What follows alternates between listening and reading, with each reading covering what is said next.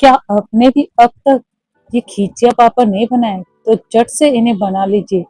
जैसे ही ये कढ़ाई में जा रहे हैं देखिए कितना अपनी साइज से डबल हो जा रहा है। और बनाना भी इतना इजी है। धूप तो इतनी तेज है कि पापड़ एक दिन में सूख के बन जा रहे हैं।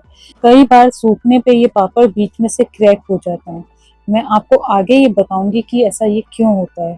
चलिए, सबसे पहले मैंने एक कटोरी चावल को अच्छी तरह से धो के भिगो दिया था। इसे पूरा एक दिन हमें भिगोना है। अगर कई बार हम दूसरे दिन इसे चावल के पापड़ नहीं बना पा रहे हैं तो बिल्कुल भी चिंता नहीं कीजिए। उस पानी को बदल के फिर से अच्छी तरह से धो के आप भिगो के रख दीजिए। इस तरह से आप 2 या 3 दिन तक भी इसको इस तरह से रख सकते हैं। बस पानी को बार बार बदलते रहिएगा, नहीं तो इसमें एक स्मेल आ जाती है। वैसे आप इसे एक दिन में ही अच्छी तरह से भिगो के, मतलब आज सुबह भिगोएं, कल सुबह आप इन पापड़ों को बना सकते हैं। इसके लिए सबसे पहले इन चावलों का पानी हमें बिल्कुल अलग कर देना है। इस तरह से चावलों को अच्छी तरह से धो के छान लेना है। अब ये जो पानी बचा हुआ है उसे हमें फैला देना है। पापड़ों के लिए चावल आप कोई भी ब्रांड के, किसी भी तरह के नए पुराने चावल ले सकते हैं। इसमें कुछ भी दिक्कत नहीं आती है।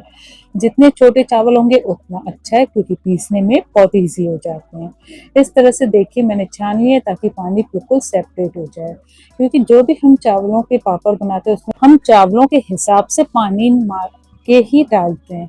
अब पहले मैं इन चावलों को एक मिक्सर जार में डाल दूंगी और इन्हें अच्छी तरह से पीस लूंगी। अब पीसने के लिए हमें कई बार पानी की जरूरत होती है। पहले हम पानी बिना इन्हें पीसेंगे। मैं आपको दिखाती हूँ कितना पाउडर, कितना मतलब फाइन बन रहा है या दरदरा बन रहा है। एक बार आप इसे पीस के देख लीजिए। कई बार अच्छी तरह से भीगे हुए होते हैं ना, तो एक बार में अच्छी तरह से फाइन हो जाते हैं। देखिए, अब मैं आपको चेक करवाती हूँ। अब ये दरदरा है। अब इसमें हमें पानी डालना पड़ेगा। जिस कप से मैंने चावल भिगोए थे उसी कप से मैंने पानी लिया है, और थोड़ा थोड़ा करके इनमें मैं पानी डाल के पीसूंगी। और हमें इसे इस तरह से पीसना है। मैं आपको चेक करवा रही हूँ। पीसने के बाद, जब पानी डालने के बाद पीसा है, देखिए कितना अब बिल्कुल फाइन पेस्ट बन गया है। अब इसी से मैं दूसरे चावल भी पीस लूंगी। इनको पहले अलग निकाल लूंगी। अब जो पानी बचा हुआ है जिस कटोरे में ना, उसी से ही पानी डाल के मैं दूसरा पेस्ट भी तैयार कर लूंगी। इस तरह से हमें पूरे चावल पीसने हैं। अब मेजरमेंट मैं आपको आगे बताती जाऊंगी। अभी हमने जो चावल भिगो के रखे थे उसका पानी निकाल के ये एक कटोरी ही पानी मैंने यूज किया है। देखिए, अब जो बचे हुए चावल थे वो भी मैं इसी तरह से पीस लूंगी। आप चाहें तो पहले ये पानी डाल के ही पीसिए, या इस तरह से पहले जैसे मैंने पीसे थे और थोड़ा सा पानी बाद में डाला था। मतलब हमें एक ऐसा पेस्ट बनाना है। टोटल क्वांटिटी भी मैं आपको चेक करवा देती हूँ। देखिए, थोड़ा सा पानी बचा हुआ, ये भी मैं इसमें डाल के पीस लेती हूँ। अब दूसरी साइड गैस पे मैंने एक बड़ा बर्तन रख दिया है। थोड़ा मोटे तले वाला बर्तन होना चाहिए।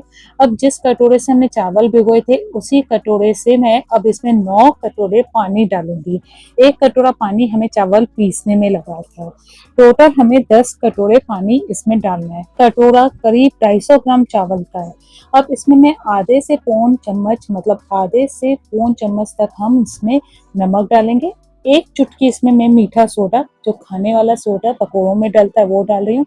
और आधे से पौन चम्मच इसमें मैं पापड़ खार डाल रही हूँ। टोटल क्या होता है, 1 किलो चावल के आटे में 25 ग्राम पापड़ खार डलता है, 25 से 30 ग्राम नमक डलता है। नमक इसमें ज्यादा नहीं डालना है। लग रहा है कि हाँ बड़ा पतीला बन के भर के बन रहा है, ऐसा नहीं है, क्योंकि पानी तो पूरा सूख जाता है। बचता उतना एक कटोरे ही जितना चावल ही है। तो हमें जो नमक डालना होता है ना, एक कटोरे चावल जितना ही डालना होता है। इतना ज्यादा देख के ज्यादा नमक नहीं डालना है। अब हमें इसे जैसे जैसे डालते जाएंगे उसे घुमाते जाएंगे। जब करीब इस तरह से ये गाढ़ा हो जाएगा, इसमें हम इस तरह से जीरा डाल के अच्छी तरह से मिला के ढक के रख देंगे। 10 मिनट के बाद मैं आपको खोल के दिखा रही हूँ। अब जो मुझसे यहाँ पे मिस्टेक हो गई थी वो मैं आपको आगे बता रही हूँ। पहले मैं आपको दिखा रही हूँ घुमा के ये पापड़ किस तरह से हमें डालने हैं। पापड़ों को देखिए, इस करछी से मैं इस तरह से डाल के सेंटर में इस तरह से घुमा दूंगी जैसे डोसा बनाते हैं। बस पापड़ का जो थोड़ा है ना थिकनेस, वो डोसे से मोटा रखना है। बहुत पतला हो जाएगा ना तो ये सूखने के बाद हाल टूटते जाते हैं, वो खाने में मजा नहीं देते।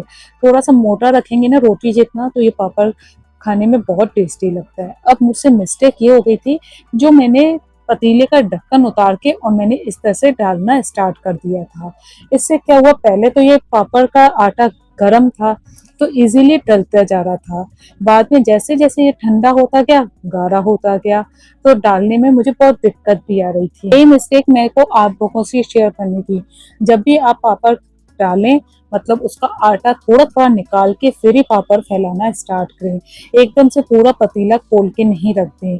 जैसे ये गाढ़ा होता जाएगा फिर आपको पापड़ फैलाने में बहुत दिक्कत आएगी। और सूखने के बाद पापड़ टूटते हैं वो दो रीजन से, या तो डलने में मिस्टेक हो या फिर उसके उबलने में। अगर अच्छी तरह से उबला हुआ नहीं होगा, ट्रांसपेरेंट नहीं होगा, तो भी वो पापड़ डालने के बाद टूटते जाएंगे। ये मैंने एक दिन धूप में रख दिए थे, दूसरे दिन भी मैंने धूप में रखे। अब मैं इन्हें लेके आई हूँ, देखिए कितनी अच्छी तरह से ये सूख चुके हैं। मैं आपको इन्हें फ्राई करके दिखा रही हूँ, देखिए ये अपनी साइज से डबल हो जाएंगे। तेल इसके लिए बहुत गर्म होना चाहिए।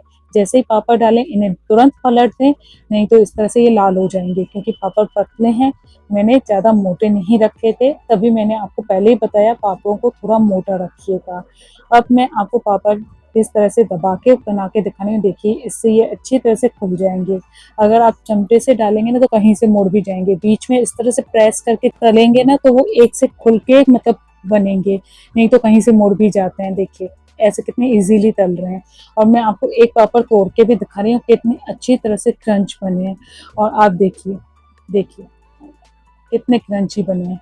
ये खाने में भी बहुत टेस्टी बनते हैं। आप एक बार इन्हें जरूर ट्राई कीजिए और चैनल को सब्सक्राइब कीजिए।